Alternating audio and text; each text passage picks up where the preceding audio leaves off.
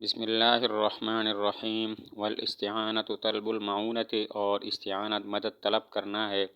وہی اما ضروریت و غیر ضروریت، اور وہ یا ضروریہ ہے یا غیر ضروریہ۔ والضروریت ما لا یتأتی الفعل دونہ، اور ضروریہ وہ ہے کہ فعل حاصل نہ ہو اس کے بغیر، کہ اقتدار الفاعل و تصورہ، جیسا کہ فاعل کا قادر ہونا اور اس کا تصور کرنا، وحصول آلۃ و مادۃ یفعل بہا فیہا، اور آلہ اور مادہ کا حصول کہ کیا جائے فعل اس آلہ کے ذریعے اس مادہ میں، وعند استجماعہا، اور ان کے جمع ہونے کے ساتھ، یوصف الرجل بالاستطاعت، آدمی کو موصوف کیا جاتا ہے استطاعت کے ساتھ، ویصح ان یکلف بالفعل، اور صحیح ہوتا ہے کہ مکلف بنایا جائے اس کو فعل کا۔ وغیر الضروریت، اور غیر ضروریہ، تحصیل ما یتیسر بہ الفعل، اس چیز کو حاصل کرنا ہے کہ جس کے ساتھ آسان ہو جائے فعل، ویسہل، اور سہل ہو جائے، کالراحلۃ فی السفر للقادر علی المشی، جیسا کہ سفر میں سواری اس شخص کے لیے جو قادر ہو چلنے پر، اور یقرب الفاعل الی الفعل، یا قریب کر دے فاعل کو فعل کے، ویحثہ علیہ، اور اس کو اس فعل پر ابھارے۔ وہذا القسم، اور یہ قسم، لا یتوقف علیہ صحۃ التکلیف، اس پر موقوف نہیں ہے تکلیف کی صحت۔ والاستعانۃ طلب المعونت، استعانت طلب معونت کو کہتے ہیں، یعنی مدد طلب کرنا۔ اور معونت کی دو قسمیں ہیں، معونت ضروریہ اور معونت غیر ضروریہ۔ معونت ضروریہ وہ ہے کہ فعل جس کے بغیر حاصل نہ ہو۔ یہ چار چیزیں ہیں: نمبر 1 فاعل کا فعل پر قادر ہونا، نمبر 2 فاعل کا فعل کا تصور کرنا، نمبر 3 آلے کا حصول، اور نمبر 4 مادہ کا حصول،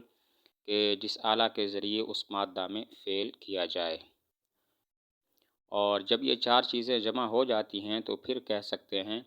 کہ آدمی میں استطاعت ہو گئی، اور اب اس کو فعل کا مکلف بنانا صحیح ہو جائے گا۔ استعانت کہتے ہیں طلب معونت، یعنی مدد طلب کرنا۔ اور معونت کی دو قسمیں ہیں، معونت ضروریہ اور معونت غیر ضروریہ۔ معونت ضروریہ وہ ہے کہ فعل اس کے بغیر حاصل نہ ہو۔ یہ چار چیزیں ہیں: نمبر 1 فاعل کا فعل پر قادر ہونا، نمبر 2 فاعل کا فعل کا تصور کرنا، جاننا، اور نمبر 3 آلے کا حصول، اور نمبر 4 مادہ کا حصول، کہ جس آلہ کے ذریعے اس مادہ میں فعل کیا جائے۔ جب یہ چار چیزیں جمع ہو جائیں تو پھر کہتے ہیں کہ آدمی میں استطاعت ہے، اور اس کو پھر فعل کا مکلف بنانا صحیح ہو جاتا ہے۔ وغیر الضروریہ، معونت غیر ضروریہ وہ ہے کہ جس کی وجہ سے فعل آسان ہو جائے، یا پھر وہ فاعل کو فعل کے قریب کر دے اور فاعل کو فعل پر ابھارے۔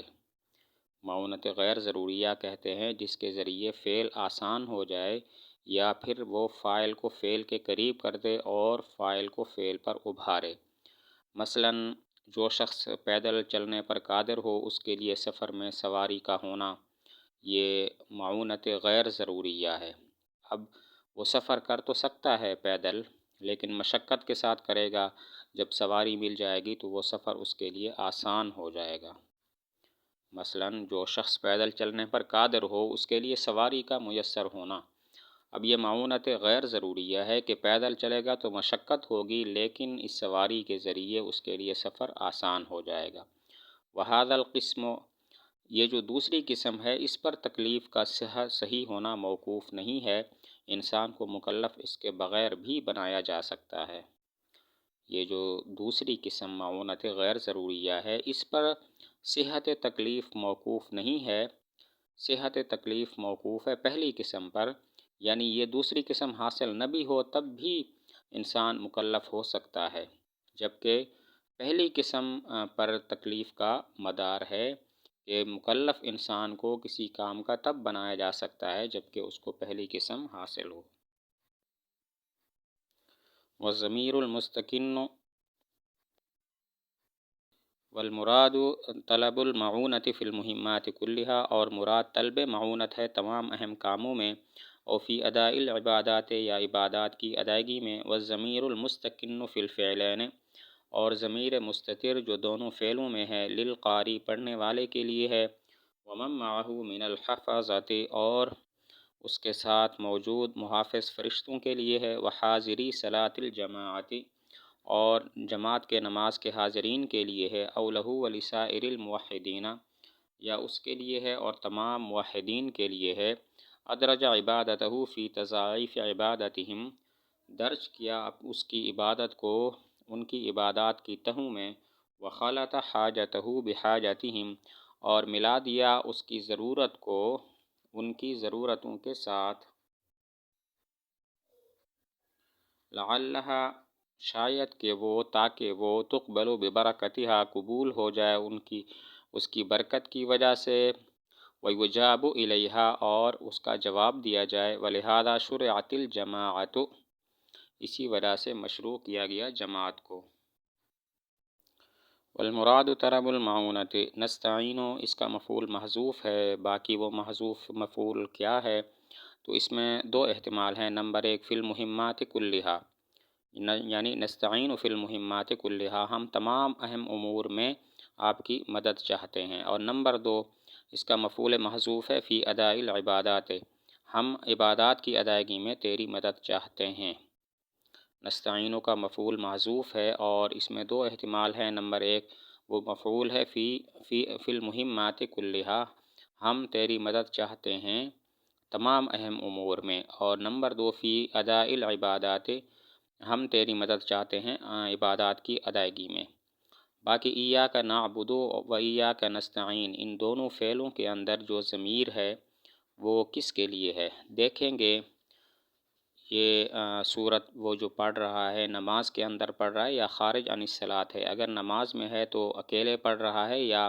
جماعت کے ساتھ پڑھ رہا ہے۔ اگر اکیلے نماز پڑھ رہا ہے تو پھر دونوں ضمیروں سے مراد قاری اور محافظ فرشتے ہوں گے، اور اگر جماعت کے ساتھ پڑھ رہا ہے تو ضمیر سے مراد قاری اور حاضرین صلاۃ جماعت، جو دوسرے لوگ جماعت میں شریک ہیں، وہ مراد ہوں گے۔ اور اگر یہ پڑھ رہا ہے خارج عن الصلاۃ میں تو پھر ضمیر سے مراد قاری اور تمام مسلمان ہوں گے۔ ایاک نعبد و ایاک نستعین میں نعبد اور نستعین سے مراد کون ہیں؟ دیکھیں گے کہ نماز میں یہ صورت پڑھ رہا ہے یا خارج نماز۔ اگر نماز میں پڑھ رہا ہے تو اکیلے پڑھ رہا ہے یا جماعت کے ساتھ؟ اگر اکیلے پڑھ رہا ہے تو مراد قاری اور محافظ فرشتے ہوں گے، اور اگر جماعت کے ساتھ نماز پڑھ رہا ہے تو مراد قاری اور حاضرین صلاۃ جماعت ہوں گے، اور اگر یہ خارج صلاۃ میں پڑھ رہا ہے تو مراد قاری اور تمام مسلمان ہوں گے۔ ادرج عبادتہ، ایک سوال کا جواب ہے۔ سوال ہوتا ہے کہ نعبد اور نستعین جمع کی ضمیر کیوں ذکر کی؟ مقام کا تقاضا تو یہ ہے کہ مفرد کی ضمیر ذکر کی جاتی، نعبد اور نستعین میں جمع کی ضمیر کیوں ذکر کی گئی، حالانکہ مقام اور قیاس تقاضا کرتا ہے کہ ضمیر مفرد کی ہو؟ جواب دیا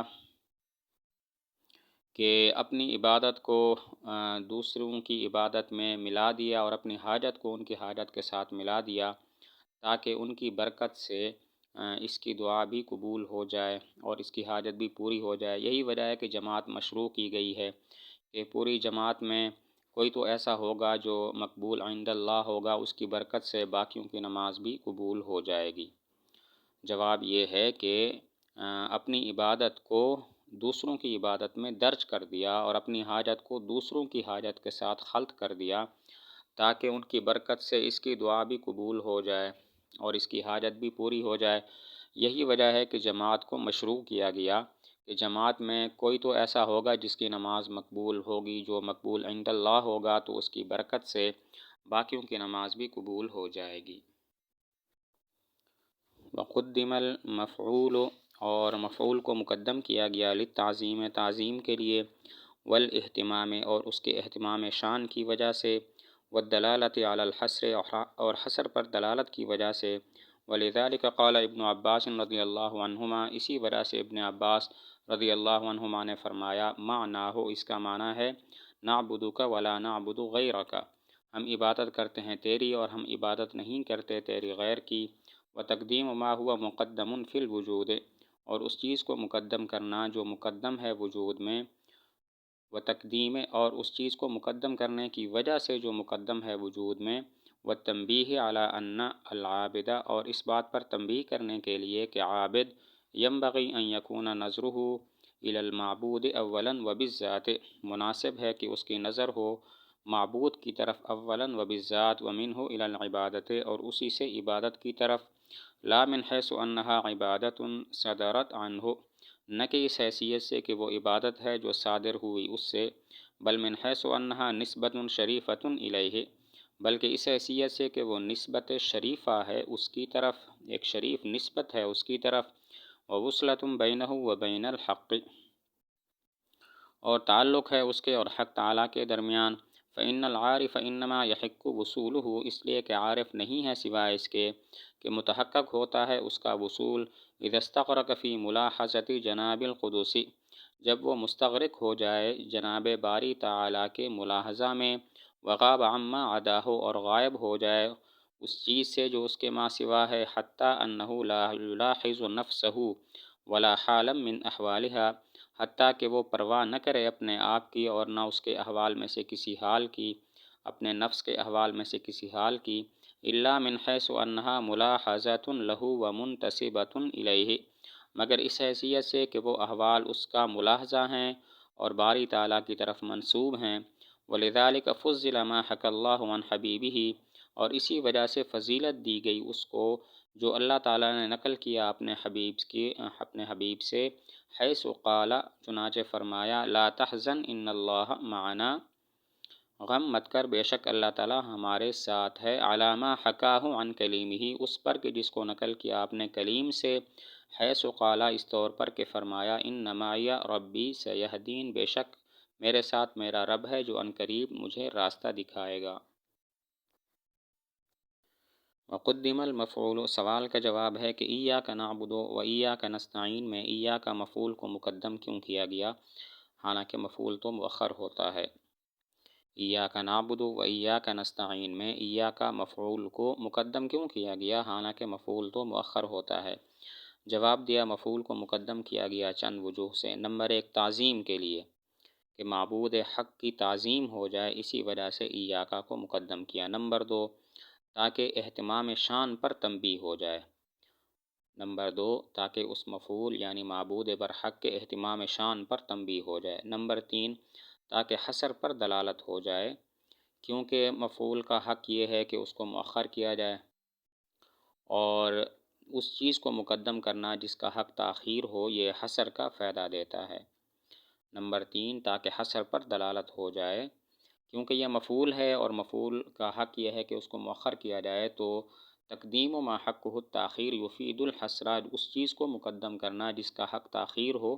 یہ حصر کا فائدہ دیتا ہے، تو مفعول سے حصر کا فائدہ حاصل ہو گیا۔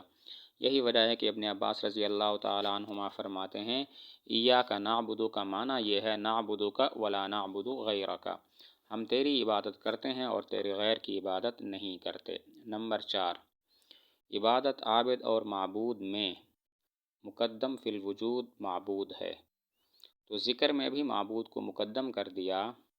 تاکہ وضع تبع کے موافق ہو جائے۔ نمبر چار، عابد معبود اور عبادت میں مقدم فی الوجود معبود ہے، تو ذکر میں بھی معبود کو ایاک کو مقدم کیا تاکہ وضع تبع کے موافق ہو جائے۔ نمبر پانچ، تاکہ اس بات پر تنبیہ ہو جائے کہ عابد کو چاہیے کہ اس کی نظر اولاً و بالذات معبود کی طرف ہو اور اس سے پھر عبادت کی طرف منتقل ہو جائے،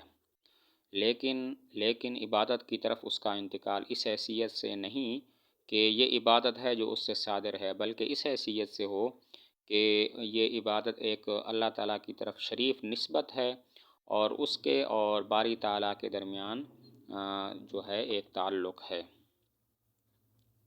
کیونکہ جب عارف کو وصول تب حاصل ہوتا ہے اللہ تعالیٰ کے ساتھ جب وہ ذات باری تعالیٰ کے ملاحظہ میں مستغرق ہو جائے اور اس کے ماں سوا سے غائب ہو جائے، یعنی دوسری چیزیں اس کو حق تعالیٰ کے ذکر سے غافل نہ کریں، تو وہ اپنے آپ کو جب دیکھے یا اپنے کسی حال کو دیکھے تو اس حیثیت سے دیکھے کہ یہ اللہ تعالیٰ کی طرف ایک نسبت ہو رہی ہے، اللہ کا ملاحظہ اور اللہ تعالیٰ کی طرف نسبت ہے۔ تو نمبر پانچ، مفعول کو مقدم کیا گیا تاکہ اس بات پر تنبیہ ہو جائے کہ عابد کے لیے مناسب یہ ہے اس کی نظر اولاً و بذات معبود کی طرف ہو اور اس سے پھر عبادت کی طرف منتقل ہو جائے، لیکن اس حیثیت سے نہیں کہ وہ عبادت ہے جو اس سے صادر ہوئی ہے، بلکہ اس حیثیت سے کہ یہ عبادت ایک شریف اللہ تعالیٰ کی طرف شریف نسبت ہے اور اس کے اور حق تعالیٰ کے درمیان ایک تعلق ہے، کیونکہ عارف کو وصول تب حاصل ہوتا ہے جب وہ باری تعالیٰ کے ملاحظہ میں مستغرق ہو جائے اور ما سوا سے غائب ہو جائے۔ غائب ہونے کا مطلب یہ ہے کہ باقی چیزیں اس کو اللہ تعالیٰ کے ذکر سے غافل نہ کریں، تو جب بھی وہ اپنے آپ کو دیکھے، اپنے کسی حال کو دیکھے، تو پھر اس حیثیت سے دیکھے کہ یہ حال اور یہ میں اللہ تعالیٰ کی طرف، یہ حال جو ہے وہ اللہ تعالیٰ کا ملاحظہ ہے اور اللہ تعالیٰ کی طرف ایک نسبت ہے۔ وَلِذَالِکَ ما قبل پر تفریع ہے کہ چونکہ استغراق تب حاصل ہوتا ہے جب وہ ما سوا سے غائب ہو جائے، عارف کو وصول تب حاصل ہوتا ہے جب اسے استغراق ہو اور ما سوا سے وہ غائب ہو جائے۔ اسی وجہ سے فرماتے ہیں کہ حضور صلی اللہ علیہ وسلم نے جو حضرت ابوبکر صدیق رضی اللہ تعالی عنہ کو غار ثور میں فرمایا تھا لا تحزن ان اللہ معنا، یہ افضل ہے حضرت موسیٰ علیہ السلام کے اس قول سے جو انہوں نے فرمایا تھا ان معی ربی سیہدین، چونکہ عارف کو وصول تب حاصل ہوتا ہے جب وہ ذات باری کے ملاحظہ میں مستغرق ہو اور ما سوا سے غائب ہو جائے۔ اسی وجہ سے فرماتے ہیں کہ حضور صلی اللہ علیہ وسلم نے حضرت ابوبکر رضی اللہ تعالیٰ عنہ کو جو غار ثور میں فرمایا تھا لا تحزن ان اللہ معنا، یہ افضل ہے حضرت موسیٰ علیہ السلام کے اس قول سے جو انہوں نے فرمایا تھا ان معی ربی سیہدین، سمندر کے کنارے فرمایا تھا ان معی ربی سیہدین۔ اب وہ افضل کیوں ہے؟ تو اس کی وجہ یہ ہے کہ لا تحزن ان اللہ معنا میں لفظ اللہ کو مقدم کیا گیا اور ان معی ربی سیہدین میں معی نفس کو مقدم کیا گیا۔ وہ افضل اس وجہ سے ہے کہ ان اللہ معنا میں اللہ کو مقدم کیا گیا اور ان معی ربی سیہدین میں معی یعنی نفس کو مقدم کیا گیا ہے۔